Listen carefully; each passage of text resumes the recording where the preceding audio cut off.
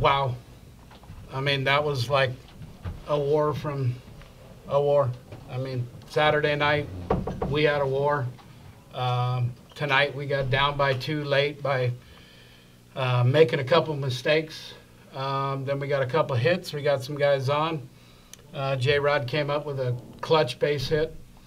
And then it was just, I mean, those last extra innings, and as we went, it was knockdown, drag out.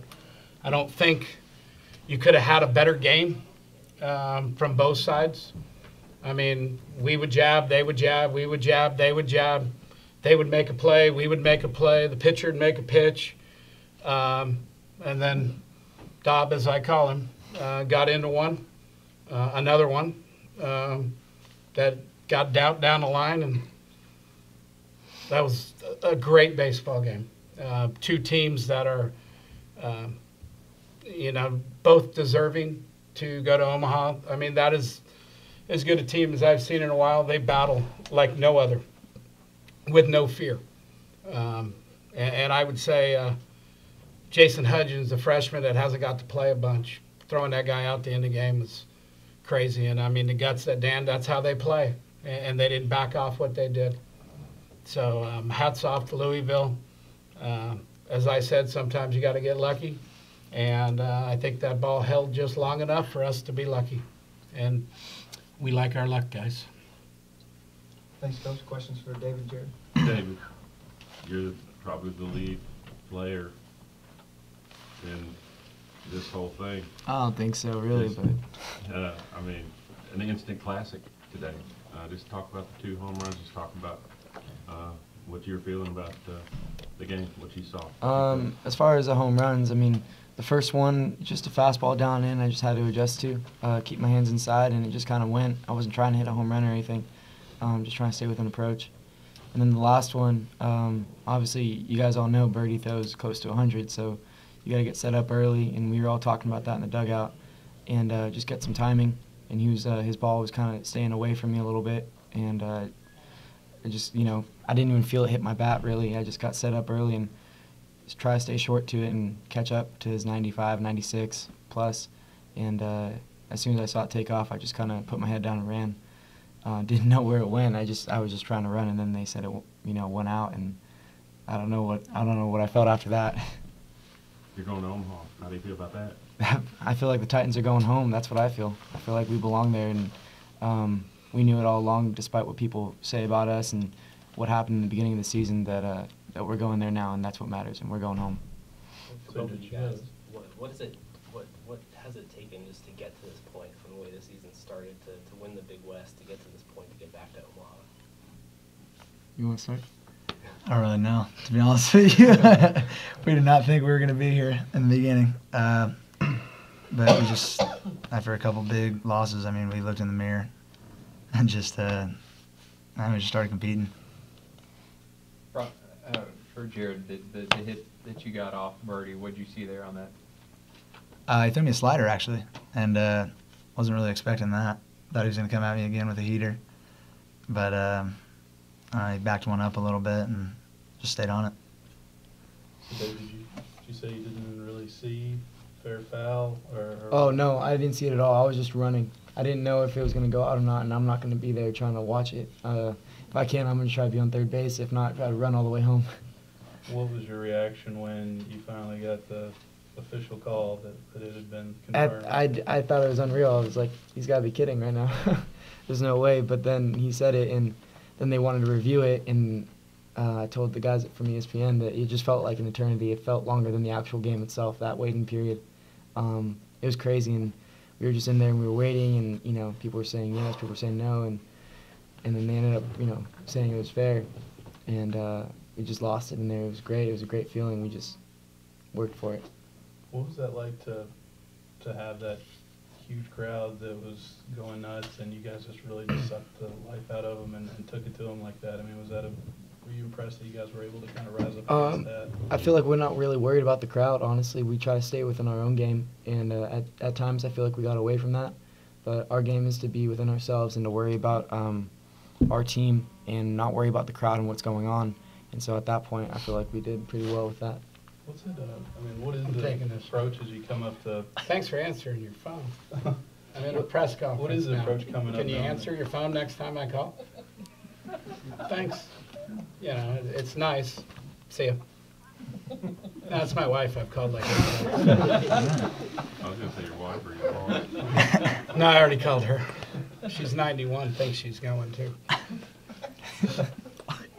I was just saying, like, what is your approach coming up there knowing, you mentioned a little bit, and you've now faced him a couple times this weekend, but just going against Birdie, knowing he throws so hard and that he's probably going to throw a lot of fastballs. And Yeah, well, I mean, the approach is the same thing. He should be confident in his fastball. He throws it pretty hard. And, I mean, you just got to get set up early. You get set up late, you're not going to catch up to it.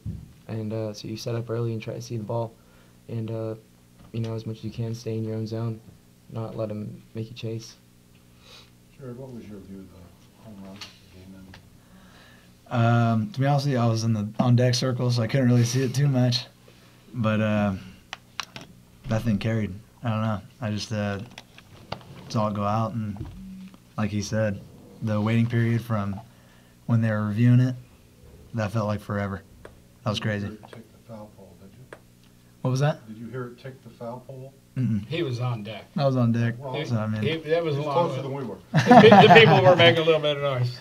I can honestly say that we probably broke a rule or two in the dugout because we texted some people to say, "What do you got?" Definitely. Jerrod, what was your, you know, from this like weekend of battling Louisville, what was your perspective on Louisville's team? What did you guys take away from that?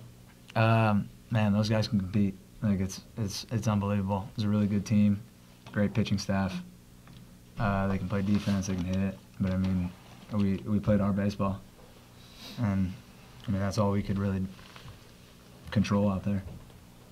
Jerrod, you know, from watching at the beginning of the year when you guys first met at Brighton House Field in Clearwater, and you guys win 8-6, win Friday and win today, and then even in the Cardinals' victory yesterday, it seems like you guys might have these guys' number.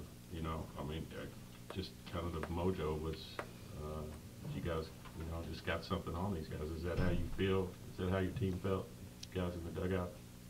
I don't know about that. I mean, it's baseball. Anyone can win. But, I mean, we competed. And that's all we could ask for from everyone in our lineup, everyone in our dugout. Thanks, guys. Oh, go ahead. We're going to let the student athletes head out. Appreciate your Okay, time. Robert. You're all good, boys. Problem. Thank you, guys. Now go skip. So, Coach, you said you may have broken a few rules, texting folks, trying to figure out I fair didn't, foul. but somebody else probably did. Because I didn't even see it. I saw it go off the bat, and from the angle where I'm at in the dugout, it's hard to see down that third base line. What was it like in the dugout during that long delay? And It was all right. I mean, you know, as we went into that inning, and I don't know how long that guy's gone in a game before, but I'm pretty sure that's probably as long as he's pitched of an outing. Second longest. So, you know, I told him he was in uncharted grounds at that point. And, you know, we put a swing. I mean, we had a chance to put a dagger in it, too. Because Hudgens, you know, he grounded out, but his swings earlier were good swings. The ball he hit last night, he hit good. The ball he hit his first at-bat, he hit good. So, I felt good with him up, and I really would have liked another run at that point since we had put ourselves in a position to get another run. But then he made pitches to get out of it, and, you know, when Jerrod threw that ball away in the ninth, it was like, okay, you know, we feel pretty good with Eshelman on the mound. So, you know, it didn't go, but, you know, once we got a run, we felt better than we did when it was tied because we were running out of pitching. We were running out. when did Eshelman tell you that he was ready to go, or how did you know he was ready to go? We talked last night. He actually ran about midnight, came back, took a shower, got up early this morning and did it again to try to fool his body a little bit. Today's his side work day. He only threw 100 last time out. And, you know, he's not a blower. even though he was 91 today when he came in. It was a pretty good fastball. But he's a pitcher. And, you know, he went out and pitched and did what he can do and got an early out, easy out. And then we got the ground ball, and then we booted a ball. And it never is easy for us. Let's just put it that way. It's not ever easy. Coach, you came into the season ranked pretty high preseason-wise. Mm-hmm. A lot of people talk about you guys, and then, you know, they started to say, well, maybe this isn't the Cal State Fullerton team we thought they were going to be. Now you're going to Omaha. Just tell us what that says about your team.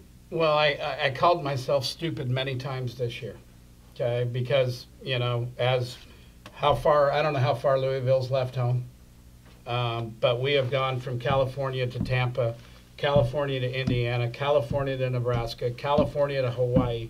That's a 5.5-hour flight. So coming here, you know, at first when we got our noses rubbed in it, we had been through stuff that nobody on the East Coast has been through. I mean, nobody's taken 3 trips out this way. But, you know, we did it, and it got us tougher. I mean, we aren't the most talented team around, but we made 4 errors tonight. We only give up 3 runs. There's some toughness involved in there. I mean, we bring Peitzmeyer in, and he hits Ray on the first pitch. It's like, dude. And that's my call, and it's like, dude, you hit him. And then McKay hits the ball really good that Vaught makes a pretty good play on. You know, they had a base running blunder, which they don't do on the ones when they didn't tag and move up the one time. And then, you know, we got out of a bunch of jams. I mean, Peitzmeyer settled in. I don't know how many he threw today. He threw 5 today. I think he threw 5 the other day. That's what he does for us. But the guys are tough. I mean, Bravo's a tough kid. He got drilled in the foot. And they're all wanting me to take him in and out and pinch run. And it's like this. And I can you play or not play? Just tell me. You know, if you can play, you're going to play. And he goes, I can play. And then he throws the ball away. But that's okay. I can live with that. Rick, Time for one more. Rick, what are your impressions just from competing against Ian and coaching against Dan McDonald? Disciplined, tough, athletic, mentally tough, physically tough. They can hit a fastball with anybody. I mean, they all turn around a fastball, and they do a good job of it. And I mean, that's a young team. I don't know. They lose Whiting, I think. I think every other guy's a sophomore or freshman that we almost saw this week, and I don't know if anybody else is any older. You know, they're going to lose their Friday guy, but Saturday, or I'm going to say Saturday as the middle guy. McKay's a freshman. Rogers, I thought, was really good tonight. You know, dude, he's competitive.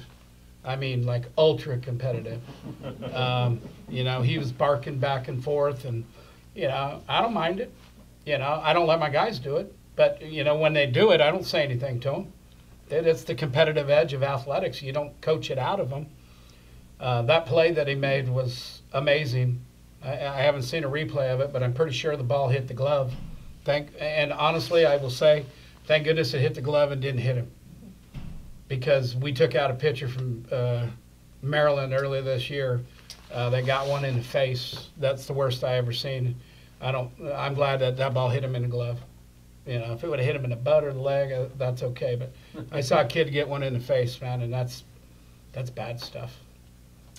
Was Eshelman drafted when he was on the mound? I don't know. The draft is so weird. I know he got drafted. Houston.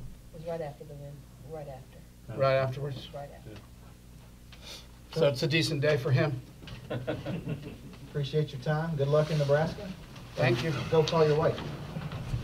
I'm going to make her wait now.